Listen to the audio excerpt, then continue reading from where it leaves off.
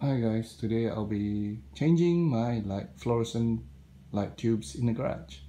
So I'm currently showing you how it looks like in the lock position. So the black outer ring, it's this way, so it blocks the groove so the tube doesn't drop.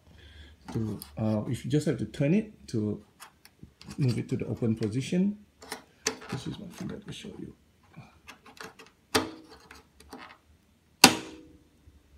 You can feel the click and you can hear the click. So right now it is an open groove, and now let's do it to the lock position again.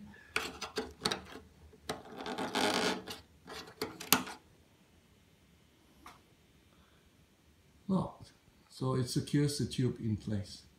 So that's what I'm going to do now. So you can turn it anti-clockwise, clockwise. So I go anti-clockwise first. You can hear and feel the click and drop.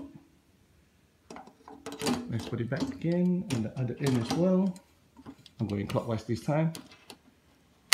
Hear and feel the click. That's it. Simple. Alright, so this is my old tube. It says T36-840 Cool White. So this is the tube that I bought from Bunnings. It was $16.80 Australian for a pack of two, 120 centimeters length. The length is measured from this tip here, not the prongs, to the other end, 120 centimeters. And make sure you get the right diameter as well. My diameter, the standard one, I'm probably sure standard all everywhere, is 2.5 centimeters diameter, 120 centimeters from this tip here to the tip, excluding the prongs. 840, 4000 kelvins, and 3350 lumens, and that's blah blah blah. So let me just pull up my other phone. So I found this really good site. It's actually a store in the UK. saving-light-bulbs.co.uk. It explains it really well compared to other sites I've looked at. So Kelvin is basically the color.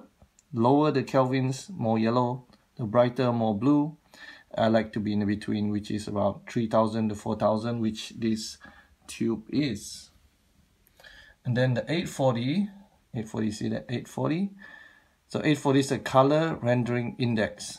So the 8 is 80% of how faithful it illuminates objects so they can be seen with their true colors. And the 40 represents the kelvins. So has a color temperature of 4000 kelvins. So that's what that means, okay? So more blue, more yellow, how bright it is. And that's it, very simple. So just now you know all this, so you can go out there and replace your light bulbs. And that's it, I guess, and thanks for watching.